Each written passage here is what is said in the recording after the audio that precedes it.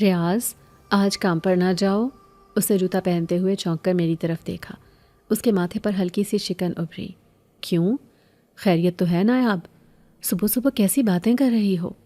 نہیں، بس میرا دل بہت گھبرا رہا ہے۔ میں نے اس کا ہاتھ پکڑ کر التجا کی۔ میری آواز میرے انجانے خوف سے کانپ رہی تھی۔ آج صبح سے ہی عجیب وحشت ہو رہی ہے۔ ایسا لگتا ہے جیسے کچھ بہت برا ہونے والا ہے۔ ریاض ہنس پڑا، اس کی وہی نرم مسکراہٹ جس پر میں مر مٹی تھی۔ ارے پگلی، تم بنا وہم کرتی ہو۔ رات کو شاید ڈراؤنا خواب دیکھا ہوگا۔ فکر نہ کرو، اللہ مالک ہے۔ اس نے جھک کر سوئے ہوئے علی اور ثنا کے ماتھوں کو چوما۔ بچوں کے لیے روٹی نہیں لانی کیا؟ میں خاموش ہو گئی۔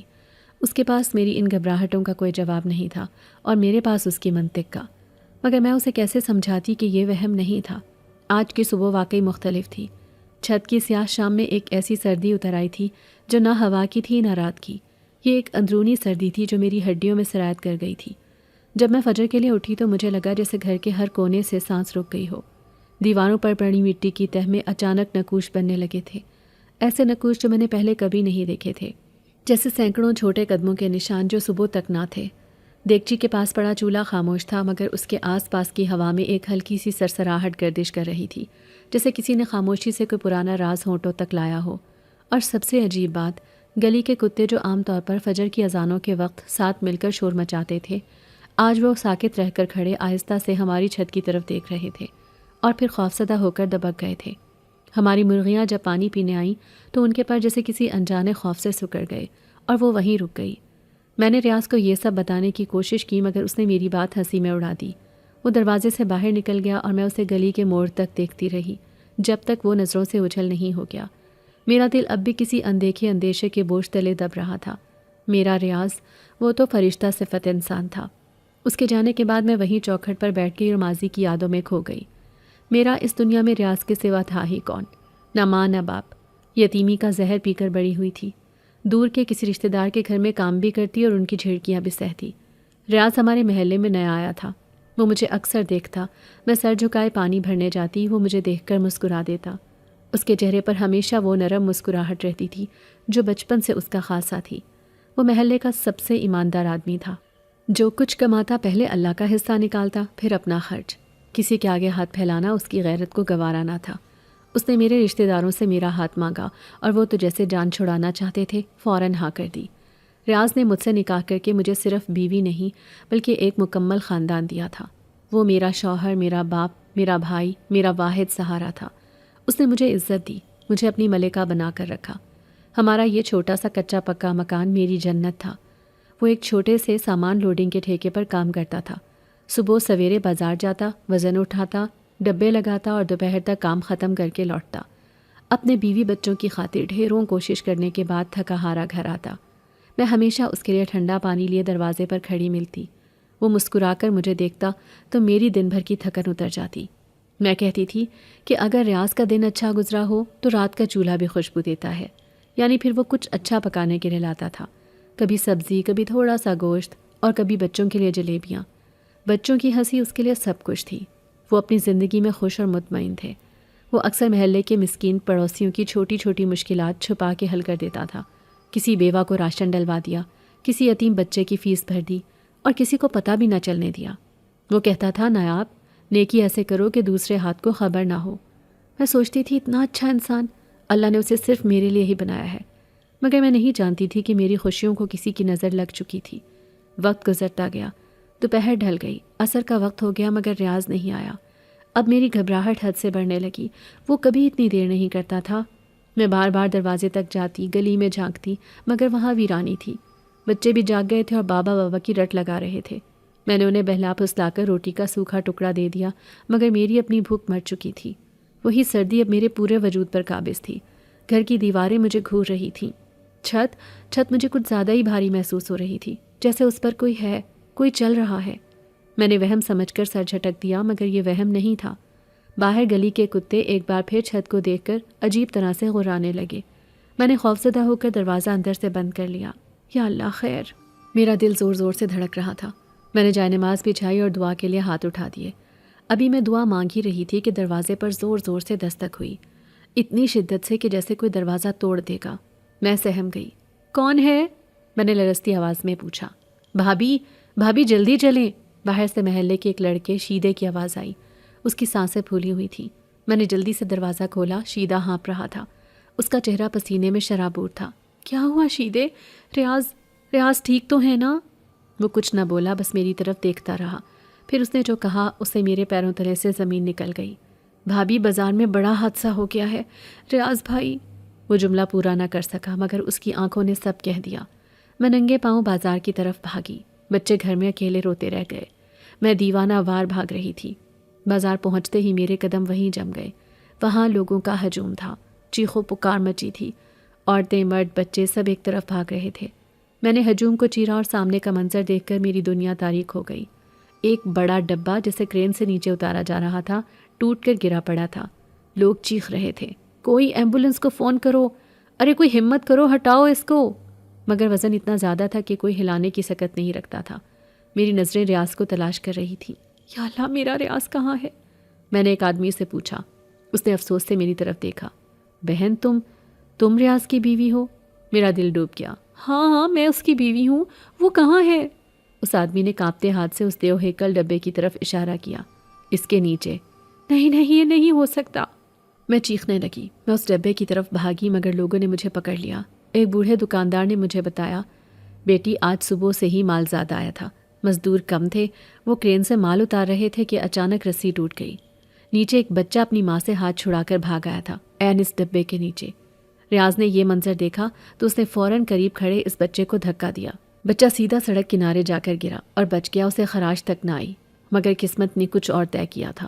ڈبہ گرا اور ریاض کا بدن اس کے نیچے آ گیا۔ لوگ چلاتے رہے، ہاتھ بڑھائے، مگر بہت دیر ہو چکی تھی۔ ریاض نے، جو ہمیشہ دوسروں کے لیے اپنی جان تک داؤ پر لگا لیتا تھا، آخری سانس تک اپنی جگہ سے نہیں ہٹا۔ شاید یہ وہی عادت تھی کہ پہلے کسی کی زندگی پھر اپنی راحت۔ امدادی گاڑیاں پہنچی، کرین منگوائی گئی۔ گھنٹوں کی مشقت کے بعد جب انہوں نے ملبے کو ہٹایا اور ریاض کے کچلے ہوئے وجود کو باہر نکالا تو میری چیخ آسمان تک گئی۔ یہ وہ نہیں تھا جس نے صبح میرے ماتھے پر بوسہ دیا تھا، یہ گوشت پوست کا ایک لوتھڑا تھا۔ ایک اچھا آدمی، ایک باپ، ایک بیوہ کا سہارا اچانک دنیا سے چلا گیا تھا۔ جنازہ اسی دن نکلا۔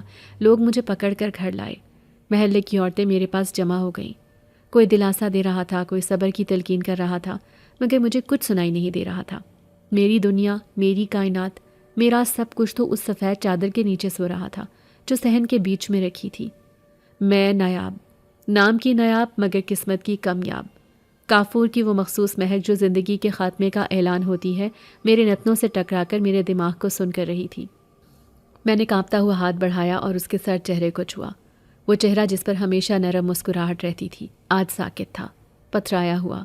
میرے دو چھوٹے بچے علی اور ثنا، جو شاید ابھی موت کی سنگینی کو سمجھ بھی نہیں پا رہے تھے، کفن سے لپٹے اپنے باپ کو حیرت سے دیکھ رہے تھے۔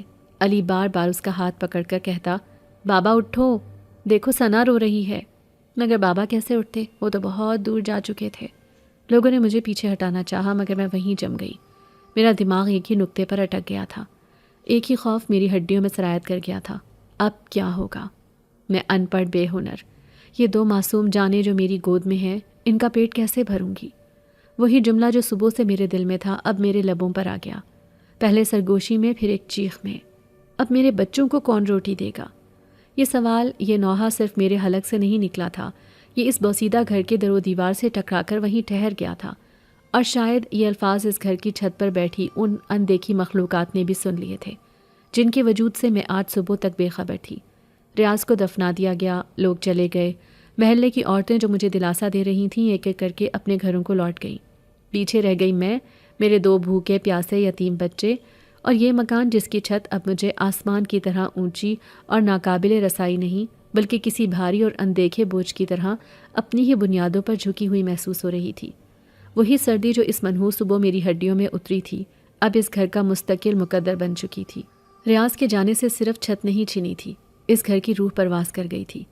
اب یہ صرف اینٹ، گارے اور مٹی کا ایک ڈھانچہ تھا جس میں ہم تین زندہ لاشیں پڑی تھیں۔ علی اور ثنا شاید باپ کے نہ ہونے کے مستقل عذاب کو ابھی سمجھ نہیں پائے تھے، وہ رو رو کر سو گئے تھے، مگر میں کیسے سوتی؟ میری آنکھوں کے سامنے ریاض کا وہ کچلا ہوا وجود، وہ سفید کفن اور وہ بازار کا ہجوم گھوم رہا تھا۔ میں نے تکیے میں منہ چھپا کر اپنی چیخوں کو گھوٹنے کی کوشش کی، مگر میرا دماغ ایک ہی نقطے پر اٹکا ہوا تھا۔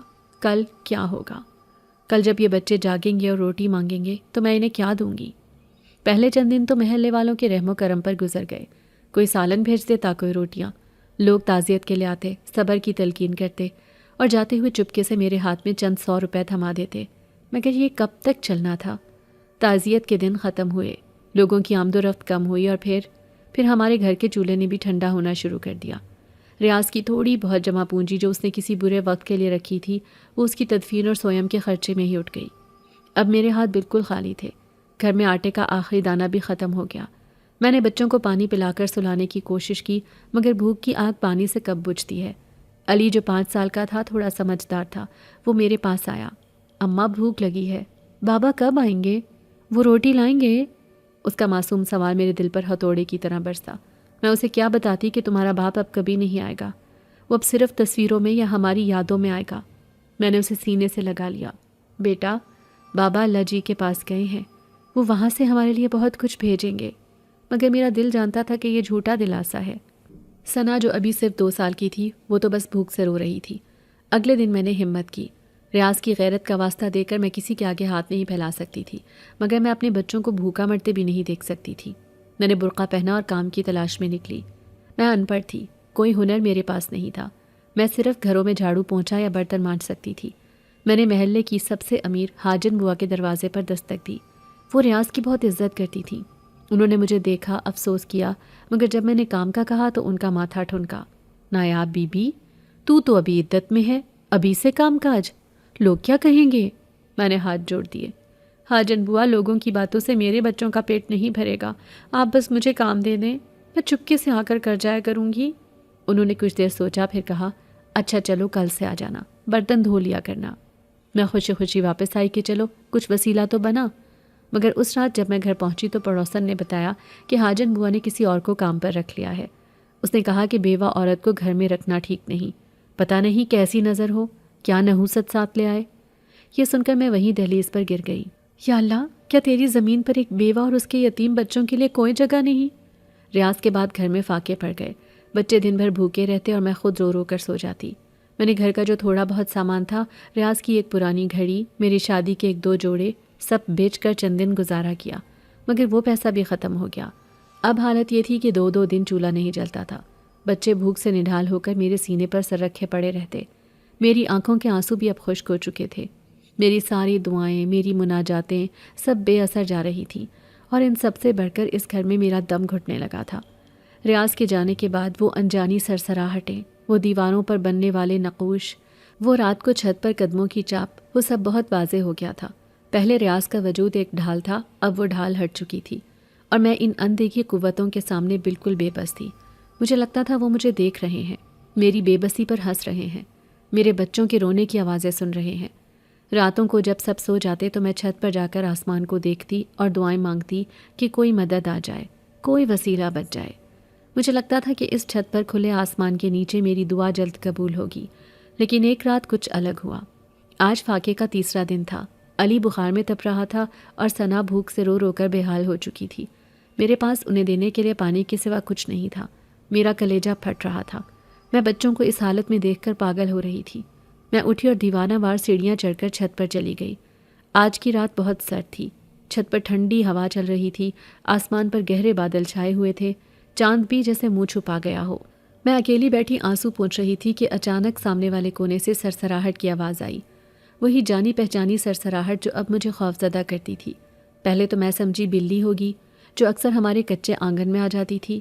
میں نے غصے سے کہا، چلی جاؤ یہاں سے، مجھے تنگ مت کرو، مگر سرسراہٹ بند نہیں ہوئی، بلکہ وہ میری طرف بڑھنے لگی۔ میرا دل دھک سے رہ گیا۔ میں نے نظریں اٹھائیں اور سامنے کا منظر دیکھ کر میری سانس میرے سینے میں ہی اٹک گئی۔ وہاں چھت کے اس کونے میں جہاں ریاض نے مرغیوں کے لیے دڑبہ بنایا تھا، ایک سایہ کھڑا تھا۔ نہیں، وہ ایک سایہ نہیں تھا، وہ ایک وجود تھا، لمبا قد، اتنا لمبا کہ چھت کی منڈیر سے بھی اونچا نکلتا ہوا۔ اس نے سفید لباس پہنا ہوا تھا، مگر وہ کپڑا نہیں تھا، وہ جیسے دھند اور روشنی کو ملا کر بنا گیا ہو۔ اس کی آنکھیں تھیں یا 2 روشن موتی، جن کی چمک میں زمانہ اور زمین دونوں جھلکتی محسوس ہوئی۔ ان آنکھوں میں اتنی ہیبت تھی کہ میں اپنی جگہ سے ہل بھی نہیں سکی۔ پھر اس کے پیچھے 2 اور سائے نمودار ہوئے، پھر 2 اور، ایک پوری قطار مگر ہر ایک کا انداز الگ، کوئی پتلا کوئی چوڑا، کوئی کمر گھومتی ہوئی زنجیر پہنے، کوئی سر پر قدیم سکے کا ہار پہنے۔ ان کے قدم زمین کو چھونے سے پہلے مٹی میں ہلکی سی لہریں اٹھا دیتے تھے، اور جہاں وہ پیر رکھتے وہاں چھت کی کائی بھی ایک لمحے کو مرجھا کر دوبارہ زندہ ہو جاتی۔ وہ انسان نہیں تھے، یہ مجھے ایک ہی نظر میں معلوم ہو گیا تھا۔ میری سانس تیز ہو گئی، دل تیزی سے دھڑکنے لگا مگر زبان سے کچھ نہ نکلا۔ میں چیخنا چاہتی تھی، بھاگنا چاہتی تھی، مگر میرے پیر جیسے چھت سے چپک گئے ہوں۔ ایک سناٹا تھا، مگر اس خاموشی میں ان کے نرم مگر سنجیدہ الفاظ ظاہر ہوئے، کوئی ایسی زبان جسے میں نہیں سمجھتی تھی مگر محسوس کر سکتی تھی۔ تبھی ایک ننھی سی چیز چھت کے کنارے سے لڑکتی ہوئی میرے قدموں تک پہنچی۔ میں نے جھک کر دیکھا، وہ علی کا لکڑی کا گھوڑا تھا، اس کا سب سے پیارا کھلونا جو پچھلے ہفتے اسی چھت سے نیچے گلی میں گر گیا تھا اور میں اسے اٹھا نہیں سکتی تھی، مگر آج وہ خود اپنے آپ چل کر یا لڑک کر میرے پاس واپس آیا تھا۔ میرا خوف اب دہشت میں بدل گیا۔ یہ وہی تھے جن کا احساس مجھے ریاض کی موت والے دن ہوا تھا۔ یہ اس گھر کے، اس چھت کے باسی تھے۔ سب سے آخر میں وہی لمبا سفید پوش سایہ آگے آیا، اور اس کی آواز، وہ آواز میرے کانوں سے نہیں ٹکرائی، وہ سیدھا میرے اندر، میرے دل کی تہہ سے گونجی۔ روٹی، صرف ایک لفظ، روٹی۔ یہ وہی لفظ تھا جو میرے بچوں کی بھوک تھی، یہ وہی لفظ تھا جس کے لیے میں در در بھٹک رہی تھی، یہ وہی لفظ تھا جو ریاض کی موت پر میری زبان سے نکلا تھا۔ اور اب وہاں اس چھت پر ایک پورا خاندان ظاہر ہوا، جنات کا وہ پرانا خاندان جو کسی زمانے میں اس گھر کا محافظ رہا تھا اور ابھی تک وہیں مقیم تھا۔ وہ بولے بغیر بولا، اس کی آواز میرے دماغ میں گونج رہی تھی، غم نہ کر نیاب، تیرے بچوں کو بھوکا نہیں رہنے دوں گا۔ میرا دل زور سے دھڑکا، میں بمشکل بولی، اور میری آواز میرے حلق میں کانپ رہی تھی، کون ہو تم؟ کیا چاہتے ہو مجھ سے؟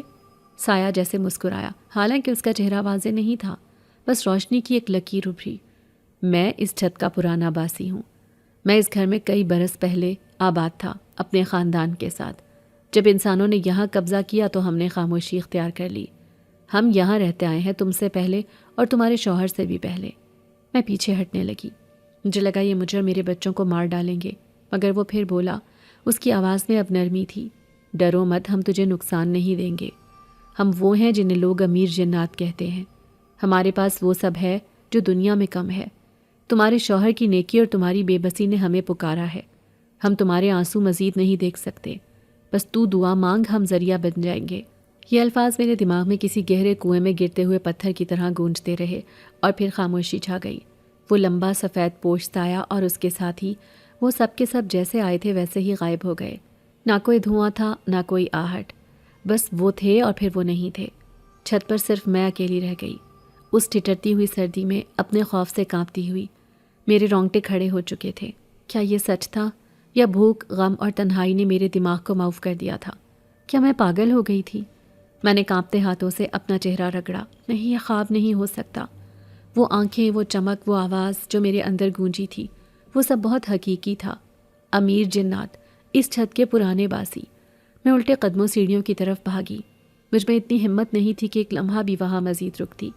میں نے نیچے آ کر لکڑی کے بوسیدہ دروازے کو زور سے بند کیا اور اندر سے کنڈی چڑھا دی، جیسے وہ کنڈی ان غیر مرئی مخلوقات کو باہر رکھ سکتی ہو۔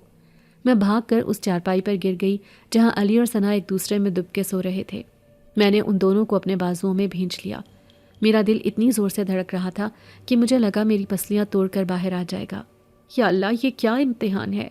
پہلے ریاض کو چھین لیا اور اب یہ مخلوق، یہ میری مدد کریں گے یا میری جان لیں گے؟ میں ساری رات جاگتی رہی، ہر سرسراہٹ پر میرا دل اچھل کر حلق میں آ جاتا۔ مجھے لگتا تھا وہ نیچے آ گئے ہیں، وہ مجھے اور میرے بچوں کو دیکھ رہے ہیں۔ میں نے آیت الکرسی کا ورد شروع کر دیا، جو کچھ مجھے یاد تھا میں بس پڑھتی رہی، یہاں تک کہ فجر کی اذان کی مدھم آواز میرے کانوں میں آئی۔ سورج کی پہلی کرن کے ساتھ میرا خوف کچھ کم ہوا، مگر میرے پیٹ میں بھوک کے مروڑ اٹھنے لگے تھے۔ بچوں کے جاگنے کا وقت ہو گیا تھا، میں جانتی تھی کہ وہ اٹھتے ہی روٹی مانگیں گے۔ میں اسی مایوسی کے عالم میں اٹھی، دل پر ایک بھاری بوجھ تھا۔ میں نے ہمت کر کے دروازہ کھولا، صحن میں وہی ویرانی تھی، وہی اداسی۔ میں بجھے ہوئے دل کے ساتھ باورچی خانے کی طرف بڑھی، حالانکہ میں جانتی تھی کہ وہاں پانی کے گڑھے کے سوا کچھ نہیں ہے۔ میں کچن میں داخل ہوئی اور جو میں نے دیکھا اس پر مجھے اپنی آنکھوں پر یقین نہیں آیا۔ وہیں اس کچی سلیب پر جہاں کل تک مکڑی کے جالے تھے، آٹے کی ایک بوری رکھی تھی، چھوٹی سی مگر بالکل نئی۔ اس کے ساتھ گھی کا ایک ٹین، دال کا ایک پیکٹ اور مٹی کی ایک چھوٹی سی ہانڈی میں دودھ۔ جس پر ابھی تک بلائی جمی ہوئی تھی۔ میں وہیں دہلیز پر ساکت ہو گئی۔ میرے پیر زمین نے جکڑ لیے۔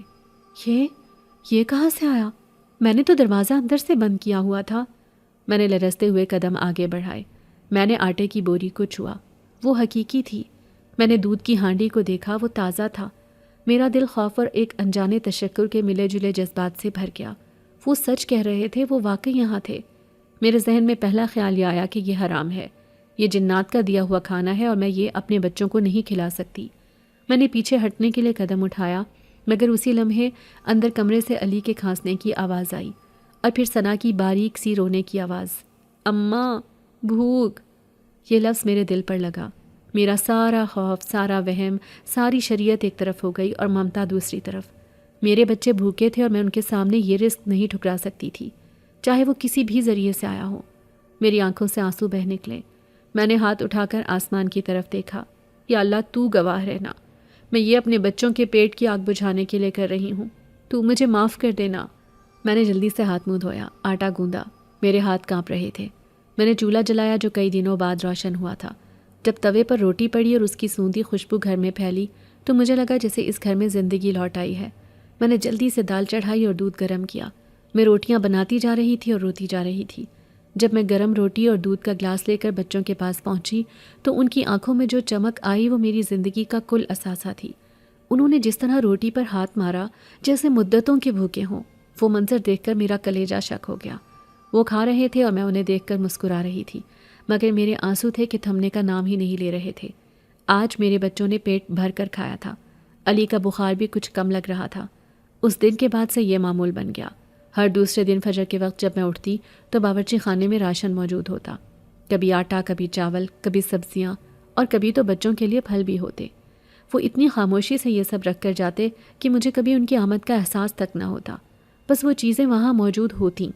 میں نے بھی اب سوال کرنا چھوڑ دیا تھا۔ میں بس شکر ادا کرتی اور اپنے بچوں کا پیٹ پالتی۔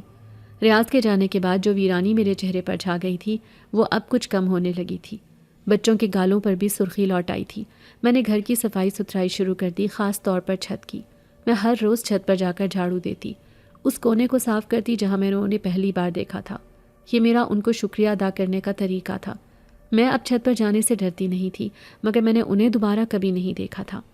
ہاں، ان کے وجود کا احساس ہر وقت رہتا تھا، وہ سرسراہٹیں، وہ کبھی کبھار رات کو چھت پر قدموں کی چاپ، مگر اب ان میں خوف نہیں، ایک مانوسیت سی لگنے لگی تھی۔ مگر میری یہ نسبتاً پرسکون زندگی محلے والوں کی نظروں میں کھٹکنے لگی تھی، خاص طور پر حاجن بوا جس نے مجھے عدت میں کام دینے سے انکار کر دیا تھا۔ ریاض کی موت پر جو لوگ افسوس کرنے آئے تھے اب ان کی آنکھوں میں ہمدردی کی جگہ شک اور تجسس نے لے لی تھی۔ میرے گھر کے بند دروازے کے پیچھے سے آتی تازہ روٹی کی خوشبو اور کبھی کبھار گوشت پکنے کی مہک ان کے لیے سوالیہ نشان بن گئی تھی۔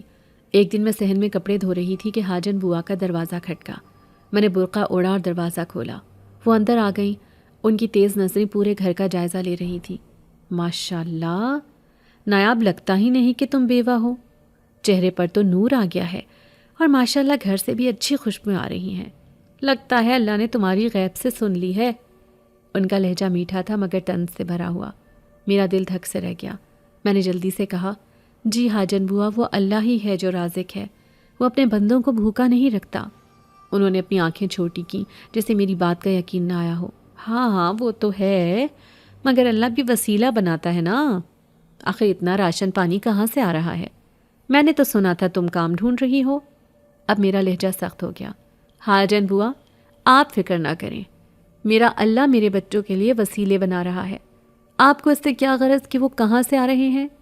حاجن بوا کا منہ بن گیا۔ ارے واہ، میں تو بس تیری خیر خبر لینے آئی تھی اور تو زبان چلانے لگی۔ بی بی زمانہ ہی خراب ہے، بیوہ عورت پر ویسے ہی 100 نظریں ہوتی ہیں، ذرا سنبھل کر رہو۔ محلے میں باتیں بن رہی ہیں کہ آخر اس کے گھر میں کون آتا جاتا ہے جو اتنا خرچہ اٹھا رہا ہے۔ یہ سن کر میرے پیروں تلے سے زمین نکل گئی۔ یا اللہ، یہ میں نے کیا سوچا تھا اور کیا ہو گیا؟ حاجن بوا تو یہ کہہ کر چلی گئیں، مگر میرے دل میں ایک نیا طوفان کھڑا کر گئیں۔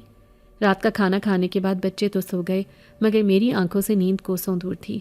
محلے والوں کی باتیں، حاجن بوا کا طنز، میرا دل کٹ رہا تھا۔ ریاض کی عزت جو اس نے ساری زندگی کما کر بنائی تھی وہ اب داؤ پر لگ گئی تھی۔ میں اٹھی اور سیدھا چھت پر چلی گئی۔ آج چاند پورا تھا اور چھت پر ہر چیز واضح نظر آ رہی تھی۔ میں اس کونے میں گئی اور بلند آواز میں بولی جیسے میں ان سے مخاطب ہوں، کون ہو تم؟ کیوں میری مدد کر رہے ہو؟ اگر مدد کرنی ہے تو سامنے کیوں نہیں آتے؟ میری آواز چھت کے سناٹے میں ڈوب گئی، کوئی جواب نہیں آیا۔ میں رونے لگی، یہ تم نے کیا کیا؟ تم نے میری بھوک تو مٹا دی، مگر اب میں ان لوگوں کو کیا جواب دوں؟ یہ مجھے ریاض کے نام پر دھبا لگانے پر تلے ہیں۔ کیا تمہارے پاس اس کا کوئی حل ہے؟ میں چیختی رہی مگر وہاں کوئی نہیں تھا، یا شاید وہ تھے مگر میری نظروں سے اوجھل میری بے بسی کا تماشا دیکھ رہے تھے۔ میں وہیں چھت پر بیٹھ کر رونے لگی۔ مجھے لگا میں بھوک سے تو بچ گئی مگر عزت کی اس جنگ میں شاید ہار جاؤں گی۔ میں نے آسمان کی طرف دیکھا۔ ریاض تم مجھے کہاں چھوڑ گئے؟ دیکھو تمہاری نایاب کتنی اکیلی ہو گئی ہے۔ میری سسکیاں رات کی خاموشی میں ڈوب رہی تھیں اور مجھے احساس ہو رہا تھا کہ میرا اصل امتحان تو اب شروع ہوا تھا۔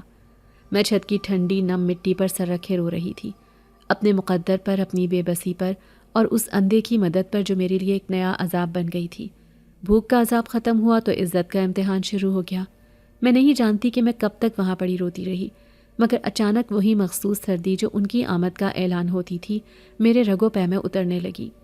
ہوا جو اب تک ساکت تھی اچانک تیز ہو گئی اور اس میں ایک عجیب سی سرسراہٹ گھل گئی۔ میں نے سہم کر سر اٹھایا، وہ وہیں کھڑا تھا، اسی چھت کے کونے میں، وہی سفید دھندلا لباس پہنے، اس کی چمکتی آنکھیں جیسے رات کی تاریکی کو چیر رہی تھیں۔ اس کے پیچھے اس کے خاندان کے بقیہ سائے بھی موجود تھے، خاموش، ساکت، جیسے وقت میں جم گئے ہوں۔ میرا خوف ایک لمحے کو غائب ہوا اور اس کی جگہ میری ساری مایوسی اور غصہ باہر آ گیا۔ میں کھڑی ہو گئی۔ کیوں کر رہے ہو یہ سب؟ میں چیخی مگر میری آواز آنسو میں بھیگی ہوئی تھی۔ میں نے تم سے مدد مانگی تھی؟ نہیں مانگی تھی، تم خود آئے تھے۔ تم نے خود کہا تھا کہ میرے بچوں کو بھوکا نہیں رہنے دو گے۔ انہوں نے پیٹ بھر لیا تو اب کیا؟ اب یہ لوگ، یہ محلے والے، وہ مجھے جینے نہیں دیں گے۔ وہ میری عزت پر کیچڑ اچھال رہے ہیں۔ وہ کہتے ہیں میرے گھر کون آتا جاتا ہے۔ وہ مجھے ریاض کی بیوہ نہیں، کوئی بد چلن عورت سمجھ رہے ہیں۔ بتاؤ مجھے میں اس کھانے کا کیا کروں جب میری عزت ہی نہ رہے؟ اس رزق سے تو بہتر تھا میں اور میرے بچے بھوکے مر جاتے۔ کم از کم ریاض کی عزت پر تو کوئی حرف نہ آتا۔ میری آواز چھت کے سناٹے میں گونج کر رہ گئی۔ وہ لمبا سایہ میری طرف دیکھتا رہا۔ اس کی آنکھوں میں نہ غصہ تھا نہ ہمدردی، بس ایک گہرا ٹھہراؤ تھا۔ پھر وہی آواز جو میرے کانوں سے نہیں میرے دماغ سے ٹکرائی، انسان ہمیشہ کی طرح کمزور اور جلد باز۔ تمہاری عزت ان لوگوں کے الفاظ میں ہے جو خود گناہوں میں لتھڑے ہیں، یا اس سچ میں جو تمہارا رب اور تم جانتی ہو؟ ہم نے تمہیں بھوک سے بچایا، تمہارے شوہر کی نیکی کا صلہ دیا۔ تمہارا ریاض، وہ صرف انسانوں کے لیے نہیں، اس زمین کی ہر مخلوق کے لیے نرم دل تھا۔ وہ اکثر رات کو بچا ہوا کھانا اس چھت پر رکھ دیتا تھا، یہ کہہ کر کہ کوئی پرندہ، کوئی بلہ کھا لے۔ وہ کھانا ہم تک بھی پہنچتا تھا، ہم اس کے مقروض تھے۔ تم نے ہمیں پکارا اپنی بے بسی سے، اپنے اس سوال سے کہ اب روٹی کون دے گا۔ ہم نے صرف اپنا قرض چکایا ہے۔ میں نے روتے ہوئے کہا، مگر یہ قرض مجھ پر بھاری پڑ رہا ہے، یہ لوگ مجھے زندہ نہیں چھوڑیں گے۔ وہ سایہ چند قدم آگے بڑھا، اس کے قدموں کے نیچے چھت کی مٹی میں لہریں سی ابھریں۔ انسانوں کی باتیں دھول کی طرح ہوتی ہیں، نایاب، اٹھتی ہیں اور پھر بیٹھ جاتی ہیں۔ تم ان سے ڈرتی ہو یا اپنے بچوں کی زندگی کی پرواہ کرتی ہو؟ انتخاب تمہارا ہے، مگر ایک بات یاد رکھنا، ہمارا یہ احسان راز رہنا چاہیے۔ اگر تمہاری زبان سے یا تمہاری کمزوری سے یہ پردہ اٹھا تو ہم مددگار سے کچھ اور بھی بن سکتے ہیں، اور ہمارا دوسرا روپ تم سہ نہیں پاؤ گی۔ یہ کہہ کر وہ پلک جھپکتے میں غائب ہو گیا، جیسے کبھی تھے ہی نہیں۔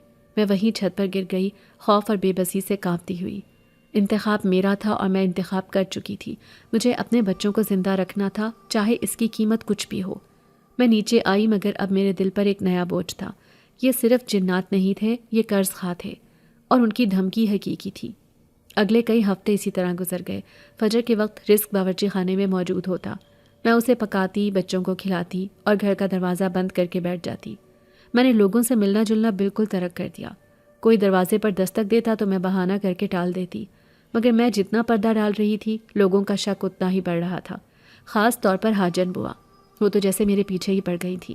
وہ اکثر کسی نہ کسی بہانے میرے گھر کے چکر لگاتی، کبھی نمک مانگنے آ جاتی، کبھی پرانی بات چیت کرنے، اور ہر بار ان کی عقابی نظریں میرے کچن کا جائزہ لیتی۔ نایاب، ماشاءاللہ آج تو پلاؤ کی خوشبو آ رہی ہے، اکیلی جان اتنا سب کیسے کر لیتی ہو؟ میں بس سر جھکا کر کہتی، اللہ کا کرم ہے حاجن بوا۔ وہ منہ بنا کر چلی جاتی۔ مجھے احساس ہو رہا تھا کہ وہ کسی ثبوت کی تلاش میں ہیں۔ وہ یہ جاننا چاہتی تھیں کہ اس بند گھر میں یہ نعمتیں کہاں سے اتر رہی ہیں۔ وقت گزرتا گیا، بچے بڑے ہونے لگے، ریاض کا غم پرانا ہونے لگا، مگر اندیکھے محسنوں کا خوف ہر روز تازہ رہتا۔ میں اکثر چھت پر جا کر ان کا شکریہ ادا کرتی۔ کبھی کبھی ہلکی سی خوشبو آتی، کبھی کسی کے قدموں کی چاپ۔ میں ان کے وجود کی عادی ہو چکی تھی، مگر شاید میں اس سکون کی عادی ہونے لگی تھی اور بھول گئی تھی کہ ہر سکون کے پیچھے ایک طوفان چھپا ہوتا ہے۔ ایک رات علی، میرا بیٹا جو اب 7 سال کا ہو چکا تھا، سخت بخار میں تپنے لگا۔ میں نے پہلے تو گھریلو ٹوٹکے آزمائے، پٹیاں رکھیں، قہوہ پلایا، مگر بخار تھا کہ ٹوٹنے کا نام ہی نہیں لے رہا تھا۔ 2 دن گزر گئے، علی نے کھانا پینا چھوڑ دیا، وہ بس بخار میں بڑبڑا رہا تھا۔ میرا دل ڈوبنے لگا۔ میرے پاس دوا لانے کے لیے 1 روپیہ نہیں تھا۔ جو رزق وہ دیتے تھے وہ صرف کھانے پینے کی اشیاء ہوتی، کبھی کوئی پیسہ یا نقدی نہیں۔ میں نے ساری رات علی کے سرہانے بیٹھ کر گزار دی۔ اس کا جسم آگ کی طرح دہک رہا تھا۔ مجھ سے رہا نہیں گیا، میں روتے ہوئے چھت پر گئی۔ رات کا آخری پہر تھا، وہی سردی، وہی سناٹا۔ میں اس کونے میں گئی اور چیخ پڑی، کہاں ہو تم؟ تم نے وعدہ کیا تھا، تم نے کہا تھا میرے بچوں کو تکلیف نہیں ہوگی۔ دیکھو میرا بیٹا مر رہا ہے، اسے بخار ہے، میرے پاس دوا کے پیسے نہیں ہیں۔ تم تو امیر جنات ہو نا، تمہارے پاس تو سب کچھ ہے، میری مدد کرو۔ میں گڑ گڑاتی رہی، روتی رہی، مگر اس رات کوئی جواب نہ آیا، نہ کوئی سایہ ابھرا، نہ کوئی آواز گونجی۔ میں مایوس ہو کر نیچے اتر آئی۔ اگلی صبح علی کی حالت اور بگڑ گئی۔ اس کی آنکھیں اندر کو دھس گئی تھیں اور سانسیں اکھڑ رہی تھیں۔ مجھ سے رہا نہیں گیا، میں نے علی کو گود میں اٹھایا اور سیدھا حاجن بوا کے گھر کی طرف بھاگی۔ جو بھی ہو، وہ تھیں تو ایک انسان، ایک ماں، شاید انہیں رحم آ جائے۔ میں نے ان کا دروازہ پیٹا۔ انہوں نے دروازہ کھولا۔ مجھے اور میری گود میں نیم بے ہوش علی کو دیکھ کر حیران رہ گئی۔ کیا ہوا نایاب، خیریت؟ میں ان کے قدموں میں گر گئی۔ حاجن بوا، میرے بچے کو بچا لیں، یہ مر جائے گا، اسے سخت بخار ہے، میرے پاس ڈاکٹر کے پیسے نہیں ہیں۔ حاجن بوا نے علی کو دیکھا، پھر مجھے ایک عجیب نظر سے دیکھا۔ ان کی آنکھوں میں ہمدردی نہیں، ایک فتح مندی کی چمک تھی۔ اچھا، پیسے نہیں ہیں، مگر گھر میں تو روز دیگیں پکتی ہیں، پلاؤ، قورمہ سب پکتا ہے، وہ پیسہ کہاں گیا؟ یا وہ جو لاتا ہے وہ صرف کھانا ہی لاتا ہے، دوا نہیں دیتا؟ ان کا طنز میرے دل میں تیر کی طرح لگا۔ حاجن بوا، یہ وقت ان باتوں کا نہیں، خدا کے لیے اس معصوم پر رحم کریں۔ مگر انہوں نے اپنی بات کہہ کر میرے منہ پر دروازہ بند کر دیا۔ میں وہیں دہلیز پر بیٹھی رہ گئی۔ میری دنیا تاریک ہو گئی تھی۔ میرا بچہ میری گود میں دم توڑ رہا تھا اور لوگ تماشا دیکھ رہے تھے۔ مجھے ان جنات پر شدید غصہ آیا۔ انہوں نے مجھے کہیں کا نہیں چھوڑا تھا، نہ دنیا کا نہ دین کا۔ میں پاگلوں کی طرح علی کو اٹھائے واپس اپنے گھر آئی۔ میں نے اسے چارپائی پر لٹایا۔ اس کی سانسیں اب بہت ہلکی چل رہی تھیں۔ میری امید ٹوٹ چکی تھی۔ میں نے آخری بار آسمان کی طرف دیکھا۔ یا اللہ، بس اب تو ہی ہے۔ اور پھر میں ایک آخری کوشش کے لیے دوبارہ چھت کی طرف بھاگی۔ اس بار میرے دل میں التجا نہیں، صرف غصہ اور وحشت تھی۔ میں چھت پر پہنچی، میں نے اپنی زندگی کی بلند ترین چیخ ماری، تم سب جھوٹے ہو، دھوکے باز ہو۔ تم نے مجھ سے وعدہ کیا تھا میرے بچوں کو تکلیف نہیں ہوگی، تم نے کہا تھا تم محافظ ہو، اور اب میرا بیٹا مر رہا ہے اور تم چھپے بیٹھے ہو۔ باہر نکلو، اگر تم واقعی امیر ہو تو مجھے میرے بیٹے کی زندگی دو، ورنہ میں آج اسی چھت سے کود کر جان دے دوں گی، اور پھر روز محشر ریاض کے سامنے تمہارا گریبان پکڑوں گی۔ بادلوں میں زور سے بجلی چمکی، حالانکہ آسمان صاف تھا۔ ہوا میں ایک ایسی سرسراہٹ گونجی جیسے ہزاروں پرندے ایک ساتھ پر پھڑپڑا رہے ہوں۔ اور صبح جب میں جاگی، نہیں، میں جاگی نہیں تھی، میں یہیں شاید بے ہوش ہو کر گر گئی تھی۔ میری آنکھ کھلی تو میں اپنے کمرے میں چارپائی کے پاس فرش پر پڑی تھی، اور علی چارپائی پر اٹھ کر بیٹھا تھا۔ اس کا بخار غائب تھا اور وہ کمزوری سے میری طرف دیکھ کر مسکرا رہا تھا۔ اماں، پانی؟ میں حواس باختہ سے اٹھی۔ میں نے اس کے ماتھے کو چھوا، بالکل ٹھنڈا، اور پھر میری نظر اس کے تکیے کے پاس پڑی۔ وہاں شیشے کی ایک چھوٹی سی بوتل رکھی تھی جس میں کوئی چمکدار شہد رنگ کا محلول تھا، اور اس کے ساتھ سونے کا ایک قدیم سکہ پڑا ہوا تھا۔ میری آنکھوں سے آنسو بہہ نکلے۔ انہوں نے سن لی تھی، مگر اس بار انہوں نے ایک نشانی بھی چھوڑ دی تھی۔ وہ شہد رنگ کا محلول، وہ قدیم طلائی سکہ۔ میں نے کانپتے ہاتھوں سے وہ چھوٹی سی شیشی اٹھائی جو کسی انجان شفاف پتھر سے تراشی گئی تھی۔ اس میں سے مشک اور عنبر میں گندھی ایک عجیب سی مہک آ رہی تھی، ایسی خوشبو جو اس فانی دنیا کی نہیں لگتی تھی، ایسی خوشبو جو سانسوں میں اتر کر روح کو سکون دیتی تھی۔ میرے ذہن میں ایک لمحے کے لیے خوف کی لہر دوڑی۔ یہ کیا ہے؟ یہ دوا ہے یا کوئی امتحان؟ مگر پھر میری نظر علی کے تپتے بے سدھ وجود پر پڑی۔ اس کی اکھڑتی سانسیں میرے ہر شک اور ہر خوف پر حاوی تھیں۔ میرا ایمان تو کل ہی حاجن بوا کی دہلیز پر دم توڑ گیا تھا، جب اس نے ایک ماں پر دروازہ بند کر دیا تھا۔ اب میرے سامنے صرف ایک سچ تھا، اور وہ تھا میرا بیٹا، میری گود کا پالا۔ میں نے بسم اللہ پڑھی، یا شاید جو بھی ٹوٹے پھوٹے الفاظ میرے ذہن میں آئے، اور اس شیشی سے 2 قطرے اس کے خشک ہونٹوں پر ٹپکا دیے۔ اثر فوری اور معجزاتی تھا۔ وہ محلول جیسے ہی اس کے حلق سے اترا، اس کے تشنج زدہ جسم کو ایک سکون نے آ گھیرا۔ اس کا بخار سے دہکتا چہرہ جو سرخ ہو گیا تھا، آہستہ آہستہ اپنی معمول کی رنگت پر آنے لگا۔ اس کی تیز اکھڑی ہوئی سانسیں گہری اور پرسکون ہونے لگیں۔ میں نے کانپتے ہاتھ سے اس کے ماتھے کو چھوا، وہ ٹھنڈا تھا۔ پسینے کے چند قطرے اس کی پیشانی پر چمک رہے تھے، جیسے بخار نے اس کے جسم کو چھوڑ دیا ہو۔ میں وہیں فرش پر گر گئی، ایک انجانے تشکر کے بوجھ تلے۔ میں نے اس سونے کے سکے کو اٹھایا۔ وہ ٹھنڈا تھا، مگر اتنا بھاری کہ جیسے اس میں صدیاں قید ہوں۔ اس پر کوئی انجان نقش تھا، کسی بادشاہ کی تصویر جو انسانوں جیسا نہیں لگتا تھا۔ اس کی آنکھیں بھی ان سایوں کی طرح روشن اور ہیبت ناک تھیں۔ یہ دولت نہیں تھی، یہ خاموش زبان میں ایک پیغام تھا، ایک قیمت تھی یا شاید ایک انعام۔ میں نے جلتے ہوئے دماغ کے ساتھ سوچا، اس سکے کو فوراً چھپانا ہوگا۔ یہ اس دنیا کا نہیں ہے، یہ میرا اور ان کا راز ہے۔ میں نے اسے ریاض کی ٹوٹی ہوئی صندوقچی میں اس کے پرانے کپڑوں کی تہہ میں سب سے نیچے دبا دیا۔ یہ کوئی عام مدد نہیں تھی، یہ ایک معاہدہ تھا جو خون اور آنسوؤں سے لکھا گیا تھا۔ میں ساری رات، یا جو بھی رات کا حصہ باقی تھا، اس کے پاس بیٹھی رہی۔ میں نے ایک پلک تک نہیں جھپکی، میں بس اسے سانس لیتے ہوئے دیکھتی رہی، اس کے سینے کو اوپر نیچے ہوتے ہوئے، اس کے پرسکون چہرے کو تکتی رہی۔ فجر کی اذان کے ساتھ ہی علی نے آنکھیں کھولیں۔ اس کی آنکھوں میں بخار کی وحشت نہیں بلکہ زندگی کی چمک تھی۔ اس نے میری طرف دیکھا، اس کے خشک ہونٹ ہلے، اور وہ آواز نکلی جس کے لیے میرے کان ترس گئے تھے، اماں پانی۔ اور پھر، اماں بہت بھوک لگی ہے۔ یہ سننا تھا جیسے میری روح میرے جسم میں لوٹ آئی ہو۔ میں ہنستی ہوئی اٹھی، میں رو رہی تھی، میں ہنس رہی تھی۔ میں بھاگ کر باورچی خانے کی طرف گئی۔ آج وہاں آٹے اور گھی کے ساتھ شہد کا ایک چھوٹا مرتبان اور کچھ خشک میوے بھی رکھے تھے۔ یہ انعام تھا، یہ میرے بیٹے کی زندگی کی خوشی تھی۔ میں نے جلدی جلدی آٹا گوندا، پراٹھے بنائے، شہد نکالا۔ میرے ہاتھ اب کانپ نہیں رہے تھے، ان میں ایک نئی عجیب سی طاقت آ گئی تھی۔ میں نے اپنے بیٹے کو اپنے ہاتھوں سے کھانا کھلایا۔ وہ کھا رہا تھا اور میں اسے دیکھ کر مسکرا رہی تھی۔ میرے آنسو تھے کہ تھمنے کا نام نہیں لے رہے تھے۔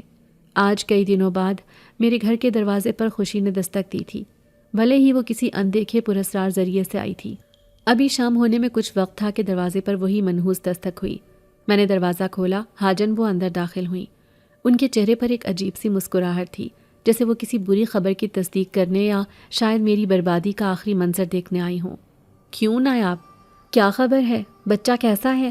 بلایا کسی حکیم کو یا بس بیٹھی روتی رہی؟ ڈاکٹر کو دکھایا کہ نہیں، یا ابھی تک اس غیبی امداد کا انتظار کر رہی ہو جو تیرے گھر دیگیں چڑھاتی ہے؟ ان کا طنز آج مجھے زخمی نہیں کر سکا۔ میں خاموشی سے ایک طرف ہٹ گئی۔ حاجن وہ آپ خود ہی دیکھ لیں۔ وہ حیرت سے اندر داخل ہوئی۔ سامنے چارپائی پر علی بیٹھا تھا، کمزور مگر تندرست، اور ثنا کے ساتھ کھیل رہا تھا۔ حاجن بوا کی آنکھیں حیرت سے پھٹ گئیں۔ یہ کیسے؟ یہ تو کل تو یہ مر رہا تھا، یہ زندہ کیسے ہو گیا؟ ان کی آواز میں حیرت سے زیادہ خوف تھا۔ انہوں نے میری طرف دیکھا، ان کی آنکھیں شک سے چھوٹی ہو گئیں۔ سچ سچ بتا نایاب، یہ کون سا جادو کیا ہے؟ کون سا کفر کیا ہے تو نے؟ کس کو بلا لائی تھی رات کو؟ میں نے سکون سے ان کی طرف دیکھا۔ حاجن بوا، میں نے کوئی جادو نہیں کیا، میں نے صرف اس سے مانگا تھا جو زندگی دیتا ہے، میرا اللہ، میرا ریاض، وہ سب میرے ساتھ ہے۔ آپ کو جو سمجھنا ہے سمجھ لیں، بس اب آپ مجھے اور میرے بچوں کو اکیلا چھوڑ دیں۔ حاجن بوا کا چہرہ غصے اور خوف سے سرخ ہو گیا۔ تو نے ان سے مدد لی نا، چھت والوں سے؟ حرام، یہ سب حرام ہے، وہ چیخ رہی تھی۔ حرام کھا رہی ہے اور اب حرام سے علاج بھی کرا رہی ہے۔ تو پاک نہیں رہی نایاب، تو نے اپنا ایمان بیچ دیا۔ میں نے ان کے سامنے ہاتھ جوڑ دیے۔ حاجن بوا، میرے لیے حلال وہ ہے جو میرے بچوں کو زندگی دے، میرے لیے ایمان میرے بچوں کی سانسیں ہیں۔ آپ کے لیے حلال وہ تھا جو آپ کل مجھے چند لمحوں کے لیے دے سکتی تھیں، مگر آپ نے اپنا دروازہ بند کر لیا۔ جب انسان انسان کے دکھ میں شریک نہ ہو، جب ایک ماں دوسری ماں کا درد نہ سمجھے، تو پھر شکایت کیسی؟ میرا اللہ جانتا ہے میری نیت کو۔ آپ کو جو کہنا ہے جا کر سارے محلے سے کہہ دیں، مجھے اب کسی کی پرواہ نہیں، اب آپ جا سکتی ہیں۔ حاجن بوا نے ایک خوفزدہ نظر چھت کی طرف ڈالی، جیسے انہیں وہاں کوئی کھڑا نظر آ رہا ہو۔ وہ کچھ دیر مجھے گھورتی رہی اور پھر بڑبڑاتی ہوئی تیزی سے نکل گئیں۔ کفر کرے گی یہ عورت، اس کا انجام برا ہوگا، یہ سب کو لے ڈوبے گی۔ مگر مجھے اب کسی انجام کی پرواہ نہیں تھی۔ وقت گزرتا گیا، بچے بڑے ہونے لگے، علی اور ثنا اسکول جانے لگے۔ وہ سونے کا سکہ میں نے کبھی استعمال نہیں کیا، بس اسے ریاض کی نشانی سمجھ کر رکھ لیا۔ گھر میں رزق کی فراوانی اسی طرح رہی، کبھی آٹا، کبھی چاول، کبھی بچوں کے لیے نئے کپڑے، کتابیں، جوتے۔ وہ میری ہر ضرورت کا خیال رکھتے بن مانگے۔ محلے والوں نے دھیرے دھیرے مجھ سے مکمل کنارہ کر لیا۔ حاجن بوا نے میرے بارے میں جو کہانیاں گھڑیں، سب گاؤں والوں نے ان پر یقین کر لیا۔ کوئی مجھے جادوگر نہیں کہتا، کوئی کہتا اس نے جنات پال رکھے ہیں، کوئی کہتا یہ راتوں کو چھت پر عجیب عمل کرتی ہے۔ میں تنہا ہو گئی تھی، مگر یہ تنہائی اب مجھے نہیں چبھتی تھی، یہ میرا قلعہ بن گئی تھی۔ اسی تنہائی نے مجھے اور میرے راز کو محفوظ کر دیا تھا۔ میرے بچے میرے پاس تھے، محفوظ تھے، پیٹ بھر کر کھاتے تھے، اچھے کپڑے پہنتے تھے۔ میرے ریاض کی عزت پر اب کوئی حرف نہیں آتا تھا، کیونکہ اب کوئی قریب ہی نہیں آتا تھا۔ میری جنگ بھوک سے شروع ہوئی تھی اور عزت پر آ کر ٹھہری تھی، اور اب میں دونوں محاذوں پر جیت چکی تھی، مگر اس کی قیمت میں نے اپنی سماجی زندگی کی قربانی دے کر چکائی تھی۔ میری آنکھوں سے آنسو بہہ نکلے۔ شاید اللہ نے میرے شوہر کے بدلے کوئی اور محافظ بھیج دیا ہے۔ یہ احساس اب میرے دل میں پختہ ہو چکا تھا۔ وہ رات جب علی کو شفا ملی تھی، وہ میری آخری رات تھی جب میں ان سے مخاطب ہوئی تھی۔ میں سمجھ گئی تھی کہ ان کا اپنا ایک نظام ہے، اپنا ایک غرور ہے۔ وہ مددگار تھے مگر بھکاریوں کو پسند نہیں کرتے تھے۔ وہ ان کی مدد کرتے تھے جو بے بس ہوں مگر اپنی غیرت نہ چھوڑیں۔ اور پھر اس دن کے بعد نایاب نے چھت پر جانا بند کر دیا۔ میں نے، نایاب نے اس چھت کو مکمل طور پر ان کے لیے چھوڑ دیا تھا۔ وہ ان کا گھر تھا، ان کا علاقہ تھا۔ میں کون ہوتی تھی ان کے سکون میں خلل ڈالنے والی؟ میں نے ان کے وجود کو تسلیم کر لیا تھا اور انہوں نے میرے وجود کو۔ یہ ایک خاموش معاہدہ تھا جو لفظوں کا محتاج نہیں تھا۔ بس روز شام کو جب میں اپنے بچوں کے لیے روٹی پکاتی تو آخری روٹی گرم گھی سے چپڑی ہوئی الگ رکھ دیتی تھی۔ میں وہ روٹی لے کر چھت کی سیڑھیوں کے پاس دیے کی مدھم روشنی میں رکھ دیتی اور آہستہ سے کہتی تھی، یہ ان کے لیے جو آسمان سے اتر کر زمین والوں کی بھوک مٹاتے ہیں۔ مجھے نہیں معلوم وہ اسے کھاتے تھے یا نہیں، مگر صبح وہ پلیٹ ہمیشہ خالی ملتی تھی۔ یہ میرا شکریہ ادا کرنے کا طریقہ تھا، میرا نذرانہ، میرا اور ان کا وہ رشتہ جو خوف سے شروع ہوا، ضرورت سے گزرا اور اب ایک خاموش احترام پر آ کر ٹھہر گیا تھا۔ لوگ آج بھی کہتے ہیں کہ اس پرانے مکان کی چھت سے رات کے وقت مدھم سی روشنی نکلتی ہے، جیسے کوئی وہاں ابھی تک رہتا ہو۔